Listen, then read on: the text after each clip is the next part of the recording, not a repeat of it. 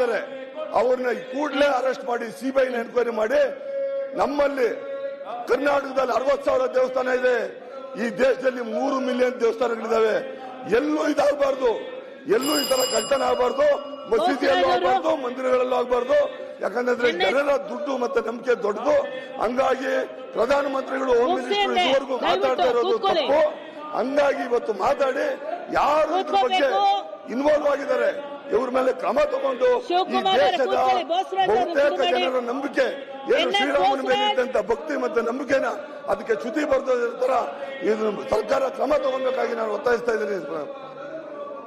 ಸನ್ಮಾನ್ಯ ಸಭಾಪತಿಯವರೇ, ಈಗಾಗಲೇ ಸದಸ್ಯರು ಮಾತನಾಡಿದಂತೆ ಈ ರಾಮ ಮಂದಿರ ನಿರ್ಮಾಣಕ್ಕಾಗಿ ಇಡೀ ರಾಷ್ಟ್ರದಲ್ಲಿ ಕರ್ನಾಟಕಕ್ಕೂ ಸೇರಿ ಲಕ್ಷಾಂತರ ಭಕ್ತಾದಿಗಳು ಇವತ್ತು ಅಲ್ಲಿ ನೀಡಿರ್ತಕ್ಕಂಥ ದೇಣಿಗೆ ಕಾಣಿಕೆಯನ್ನು ದುರುಪಯೋಗ ಆಗಿರ್ತಕ್ಕಂಥ ಈಗಾಗಲೇ ಜನರಿಗೆ ಗೊತ್ತಾಗಿದೆ. ಆದರೆ ಇದರ ಬಗ್ಗೆ ಇವತ್ತಿಗೂ ಸಹಿತ ಕೇಂದ್ರ ಸರ್ಕಾರ ಆಗಲಿ ಆ ರಾಜ್ಯ ಸರ್ಕಾರ ಆಗಲಿ ಯಾವುದೇ ಒಂದು ಕ್ಲಾರಿಟಿ ಕೊಟ್ಟಿಲ್ಲ. ಅಂದಮೇಲೆ ಇವರು ಯಾವ ರೀತಿಯಾಗಿ ಇದನ್ನು ಲೂಟಿ ಮಾಡಿದರೆ ಇದಕ್ಕೆ ಕಾರಣದ ಯಾರೆಂಬುದು ಇವತ್ತು ದೇಶದ ಜನರು ಕೇಳ್ತಾ ಇದ್ದಾರೆ. ಇದರ ಹಿನ್ನೆಲೆಯಲ್ಲಿ ಯಾರಿದ್ದಾರೆ, ಯಾರ ಸಪೋರ್ಟ್ನಿಂದ ಇವತ್ತು ರಾಜ್ಯದಲ್ಲಿ ರಾಷ್ಟ್ರದಲ್ಲಿ ಭಕ್ತಾದಿಗಳು ನೀಡಿರ್ತಕ್ಕಂಥ ಈ ದುಡ್ಡು ದುರುಪಯೋಗ ಆಗಿರ್ತಕ್ಕಂಥನ್ನು ಸ್ಪಷ್ಟಪಡಿಸಬೇಕಾಗಿದ್ದು ಈ ದೇಶದ ಪ್ರಧಾನಮಂತ್ರಿ. ಅವರು ಇವತ್ತಿಗೂ ಸಹಿತ ಈ ವಿಷಯದ ಬಗ್ಗೆ ಯಾವುದೇ ಸ್ಪಷ್ಟೀಕರಣ ನೀಡಿಲ್ಲ. ಲೋಕಸಭೆಯಲ್ಲಿ ರಾಜ್ಯಸಭೆಯಲ್ಲಿ ಜನಪ್ರತಿನಿಧಿಗಳು ಇದರ ಬಗ್ಗೆ ಸಾಕಷ್ಟು ಮಾತನಾಡಿದ್ದಾರೆ. ಆದರೂ ಸಹಿತ ಇವತ್ತಿಗೂ ಜವಾಬ್ದಾರಿ ಹೊತ್ತಿರ್ತಕ್ಕಂಥ ಪ್ರಧಾನಮಂತ್ರಿ ಆಗಲಿ ಆ ರಾಜ್ಯದ ಮುಖ್ಯಮಂತ್ರಿ ಆಗಲಿ ಜವಾಬ್ದಾರಿಯುತವಾಗಿ ನಡ್ಕೊಳ್ಳಿಲ್ಲ. ಇದೆಲ್ಲ ಲೂಟಿ ಮಾಡಿರ್ತಕ್ಕಂಥ ದುಡ್ಡೆಲ್ಲ ಎಲ್ಲಿಗೆ ಹೋಗಿದೆ ಎಂಬುದು ಬಯಲಾಗಬೇಕಾಗಿದೆ.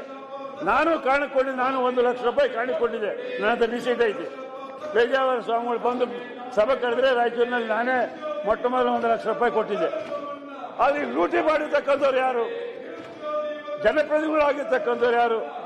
ಚುನಾವಣೆಗೆ ಹೋಗ್ಬೇಕಾದ್ರೆ, ಲೋಕಸಭಾ ಚುನಾವಣೆಗೆ ಹೋಗ್ಬೇಕಾದ್ರೆ ಈ ದೇಶದ ಗೃಹ ಸಚಿವರಾಗಿರ್ತಕ್ಕಂಥವ್ರು 1 ವರ್ಷ ಮೊದಲೇ ಪ್ರಾರಂಭ ಮಾಡಿದ್ರು ಪ್ರಚಾರ.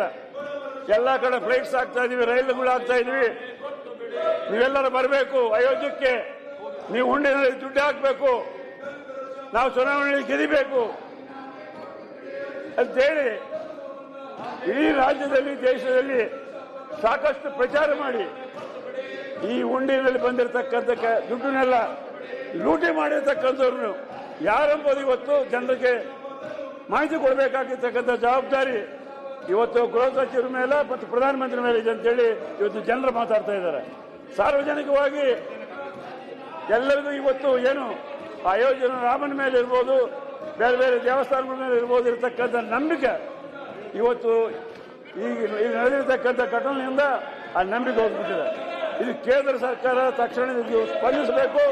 ಇಲ್ಲದ್ರೆ ಇದು ಕೇಂದ್ರ ಸರ್ಕಾರ ಪ್ರಧಾನಮಂತ್ರಿ ಮತ್ತೆ ಗೃಹ ಸಚಿವರು ಇದಕ್ಕೆ ಕಾರಣದ ಅಂತ ಹೇಳಿ ನಾವು ಹೇಳಬೇಕಾಗ್ತದೆ ಅಂತ ಮಾತನ್ನು ಈ ಸಂದರ್ಭದಲ್ಲಿ ಹೇಳಿ, ಇವತ್ತು ನಮ್ಮ ಸ್ನೇಹಿತರೆಲ್ಲ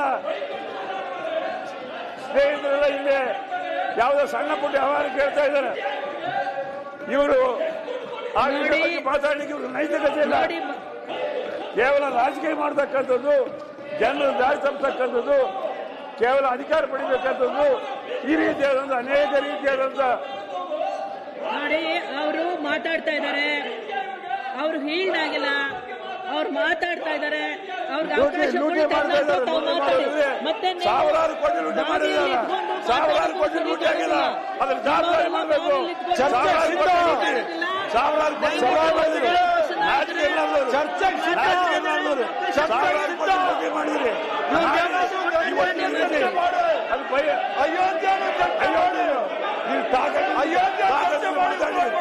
ಮಾಡಿ ಸಿಬಿಐ ಮಾಡಬೇಕು. ತಾಕತ್ತೆ ಲೂಟಿ ಮಾಡಿದ್ರಿ, ಜವಾಬ್ದಾರಿ ಪ್ರಧಾನಮಂತ್ರಿ ಪ್ರಧಾನಮಂತ್ರಿ ಲೂಟಿ ಮಾಡಿರ್ತಕ್ಕಂಥವ್ರು ನೀವು, ಲೂಟಿ ಮಾಡಿರ್ತಕ್ಕಂಥವ್ರು ಇಡೀ ಉಂಡಿ ಲೂಟಿ ಮಾಡಿದ್ರಿ.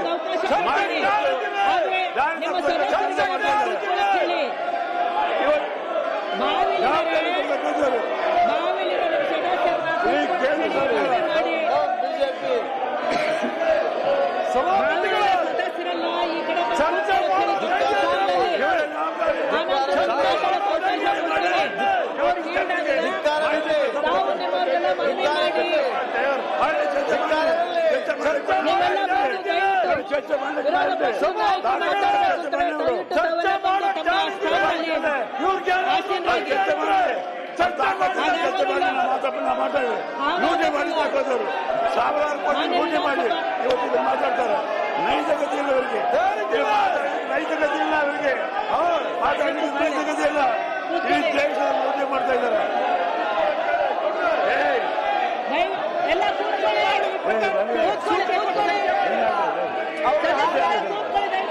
ಚರ್ಚೆ ಮಾಡಿಸಿ ಅಯೋಧ್ಯೆ ಮೇಲೆ ಚರ್ಚೆ ಮಾಡಿ ಜಾರಿದ್ದೀವಿ.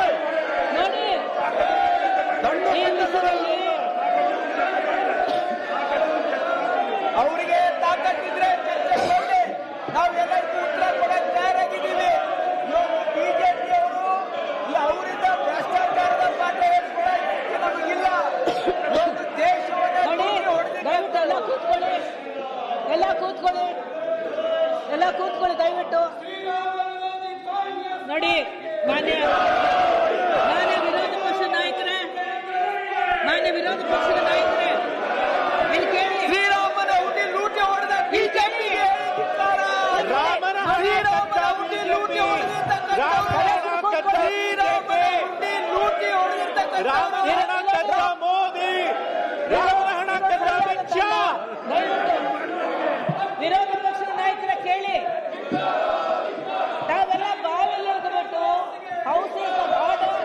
ಸಭಾಪತಿಗಳು ನಿಂತಿದ್ದಾರೆ, ಅವ್ರು ನಿಂತಾಗ ಕೂತ್ಕೋಬೇಕು. ಸೈಲೆಂಟ್ ಕೂತ್ಕೊಳ್ಳಿ. ಅವಕಾಶ ಕೊಟ್ಟು ನೀವು ಚರ್ಚೆಯಲ್ಲಿ ಭಾಗವಹಿಸಿ. ಅವಕಾಶ ಕೊಡಬೇಕು. ಹಂಗಾಗೋದಿಲ್ಲ. ದಯವಿಟ್ಟು ಸಹಕಾರ ಕೊಡಿ. ಸಭಾಪತಿಗಳು ಸ್ವಲ್ಪ ಸುಮ್ಮನಿರ್ಬೇಕು ಅನ್ನೋದು ತಿಳ್ಕೊಳ್ಳಿ ದಯವಿಟ್ಟು. ಅವ್ರು ನಿಂತಿದ್ದಾರೆ, ಅವರು ಸಭಾಪತಿಗಳಿಗಾದ್ರೂ ಗೌರವ ಕೊಡಿ. ಸಭಾಪತಿಯವರೇ ಮಾತಾಡಿ. ಇವತ್ತು ಕೇಂದ್ರ ಸರ್ಕಾರ ಜವಾಬ್ದಾರಿ ಇದೆ. ಇಡೀ ದೇಶದ ಜನರು ನೋಡ್ತಾ ಇದ್ದಾರೆ. ಏನು ಲೂಟಿ ಆಗಿದೆ, ಯಾರು ಮಾಡಿದ್ರು, ಇನ್ನೊಂದು ಯಾರಿದ್ದಾರೆ ಎಂಬುದು ಸ್ಪಷ್ಟೀಕರಣ ಕೊಡಬೇಕಾಗಿದ್ದು ಕೇಂದ್ರ ಸರ್ಕಾರ. ಅಯೋಧ್ಯೆಯಲ್ಲಿ ರಾಮ ಮಂದಿರ ಮಾಡಿದ್ರು ಅಂತ ಹೇಳಿ ಇಡೀ ಪ್ರಚಾರ ಮಾಡ್ಕೊಂಡು ರಾಮ ಮಾಡಿದವರು ರಾಜಕೀಯ ಲಾಭ ಪಡೆದಿರ್ತಕ್ಕಂಥ ಬಿಜೆಪಿ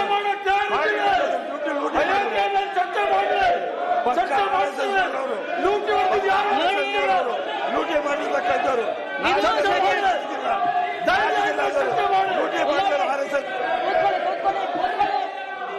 ಮಾನ್ಯ ನೋಡಿ, ಒಂದ್ ನಿಮಿಷ ನೀವು ಸುಮ್ಮನೆ ನೋಡಿ, ಸುಮ್ಮನೆ ಇರ್ಬೇಕು. ಒಂದ್ ನಿಮಿಷ ದಯಮಾಡಿ ಸುಮ್ಮನೆ ಇರ್ಬೇಕು. ಒಂದ್ ನಿಮಿಷ.